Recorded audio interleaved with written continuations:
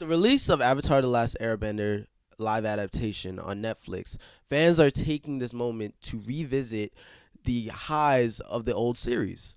So, like the last Agni Kai between Zuko and Azula, the fight of Katara and Aang versus Zuko and Azula, where Aang kept using those weak crystals and lost the fight while Katara was just handling business. And then when Toph was honestly, when Toph did anything, Team Toph over here. But like all things, when you revisit the highs, fans have a tendency to bring up the lows. And the conversation starts to get very mucky. Now, I honestly don't think Avatar has that many lows. I can't really think of any off the top of my head.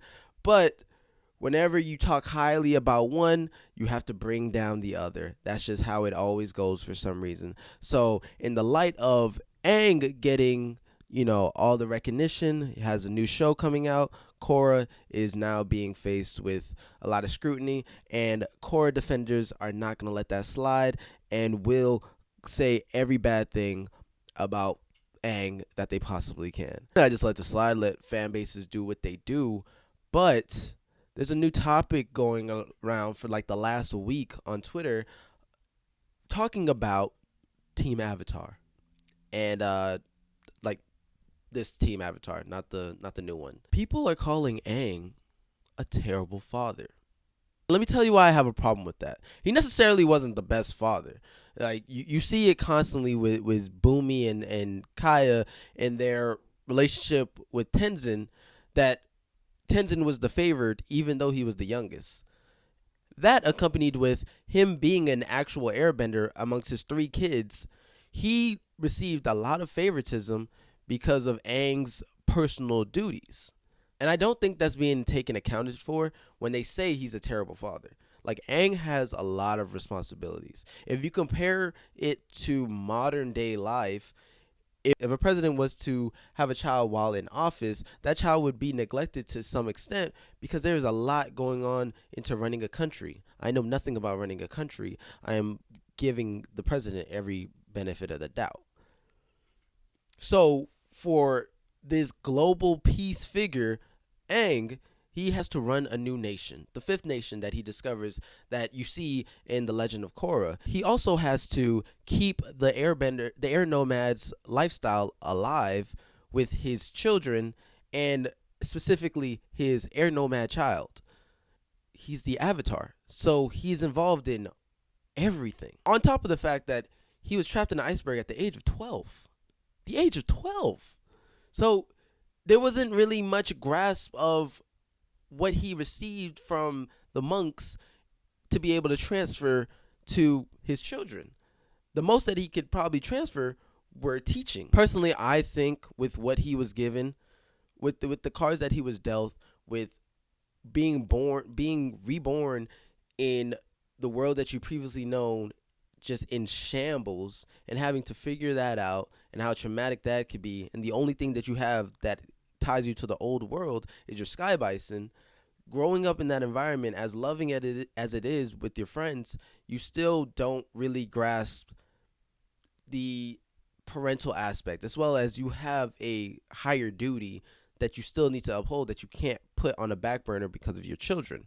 As unfortunate as that sounds, the world kind of comes first. You could say that every Team Avatar member would be a bad parent, and they probably were. We see that Toph wasn't the best parent to her two kids, Sokka and Katara. They both lost their mother, as well as their father is somewhere out there fighting the good fight, and don't know if they reconciled with him before he ended up passing, or whatever the case may be. But I mean, they were, the entire series, they were just like looking for stability and looking for family, and they found it. But who's to say that is going to be a strong suit for catering to the next generation? Zuko, kind of self-explanatory. His father being very abusive, putting the scar on his face. His mother being the only loving thing that he had in his life, and she is gone.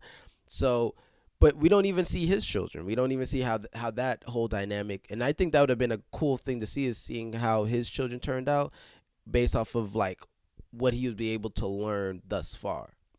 All that I'm saying is, if you're gonna give Aang slack for putting his duties before his children, I just think that's not fair to the literal Avatar. Every other character that with less responsibility makes a little sense, but when you are the figurehead of the world, we don't have anything like that in our world to like parallel with it. I use the president, but that's not even like a proper parallel. I just believe parenting is very nuanced and the world is very nuanced. So to say that he was a terrible father, I don't see as very fitting.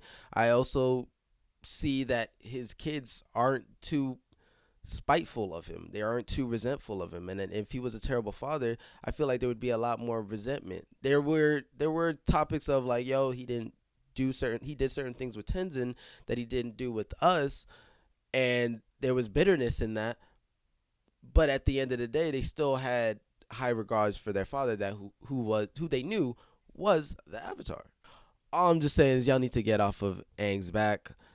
We have an army of people that will ride and die for him. Aang and Korra are both dope in their own right, so y'all need to stop pitting people against each other.